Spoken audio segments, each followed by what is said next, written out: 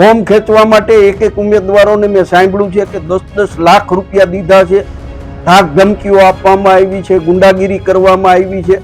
આ પૈસા બધા ખનીજ માફિયાઓએ આપ્યા છે અને એ સમગ્ર ઉપલેટાની પ્રજા જાણે છે. બેફામ પૈસાનો ઉપયોગ કરવો એ ધોરાજી ઉપલેટાની પ્રજા જાણે છે અને એની સામે પ્રજામાં પણ આક્રોશ છે. સ્થાનિક સ્વરાજ્યની ચૂંટણીનો માહોલ ગરમાયો છે અને રાજકીય પક્ષો ચૂંટણી જીતવા માટે પોતાનું એડી ચોટીનું જોર લગાવી રહ્યા છે, પણ આ ચૂંટણીમાં કોંગ્રેસની સ્થિતિ નબળી પડી રહી છે તેવું દેખાઈ રહ્યું છે. એક પછી એક ઉમેદવારો પોતાના ફોર્મ પાછા ખેંચી રહ્યા છે, જેના લીધે કોંગ્રેસ પક્ષમાં ચિંતાનો માહોલ જોવા મળી રહ્યો છે. તેવામાં કોંગ્રેસના પૂર્વ ધારાસભ્યએ એવું નિવેદન આપ્યું છે કે ભાજપ કોંગ્રેસના ઉમેદવારોને 10 લાખ આપી ખરીદી રહી છે. શું છે આખો મામલો, તેના પર વિસ્તારે વાત કરવી છે આ વિડીયોમાં.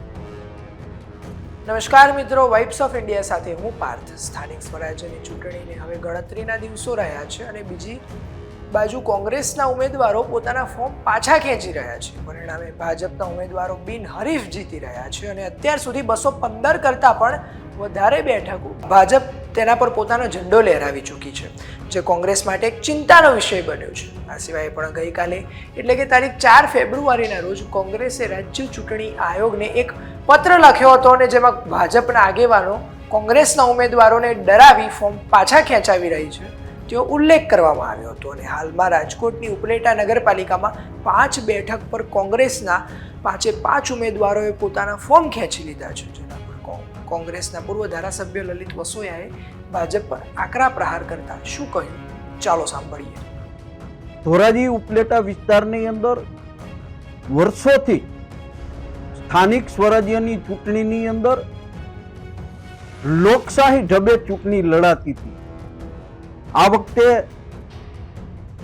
ઉપલેટાની અંદર ખનીજ માફિયાઓ, ગુંડાઓ અને પોલીસ તંત્રનો ઉપયોગ કરી અમારા ધારાસભ્યશ્રીએ એક રાજકારણમાં નવો ચીલો પાડ્યો છે અને કોંગ્રેસ પાર્ટીના 6 ઉમેદવારોના ફોર્મ એન કેન પ્રકારે પાછા ખેંચાવ્યા છે.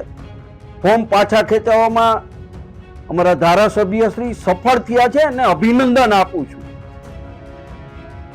અને સાથે કહું છું કે તમારે આ રીતે ચૂંટણી લડવી હતી તો અમને કીધું હોત તો અમે પણ તમારી સામે તાકાતથી લડત. અમને પણ ફોર્મ ખેંચાવતા આવડે છે, પરંતુ લોકશાહી ઢબે ચૂંટણી લડવાની અમારી પ્રણાલી રહી છે. અમે કોઈ ઉમેદવારના ફોર્મ ખેંચાવવા માટેના પ્રયત્નો નથી કર્યા. ધોરાજીની અંદર ભારતીય જનતા પાર્ટીના એક ઉમેદવારે ફોર્મ ખેંચ્યું, પરંતુ એ ભાજપના આગેવાનોએ જ ખેંચાવ્યું છે. એમાં અમારો ક્યાંય રોલ નથી. ધારાસભ્યમાં હિંમત હોય તો પેલા પણ ચૂંટણી પહેલા 1 મહિનો અગાઉ ચેલેન્જ મારી હતી, ટીવી મીડિયા સામે કહ્યું હતું કે ધોરાજીની અંદર 36 ઉમેદવાર ઉભા રાખીને બતાવે તાકાત હોય તો. 36 પૂરા ઉમેદવારો પણ નથી રાખી શક્યા. ધારાસભ્યશ્રીએ, ભારતીય જનતા પાર્ટીએ અને સરકારે મળીને આ ચૂંટણી લડવા માટેનું પ્લાનિંગ કર્યું હોય એવું બહુ સ્પષ્ટપણે લાગી રહ્યું છે. હવે પછી આવનારી સ્થાનિક સ્વરાજ્યની ચૂંટણીમાં તમે જે ચીલા ઉપર ચાલ્યા છો એ ચીલા ઉપર ચાલવા માટેની અમારી તૈયારી છે.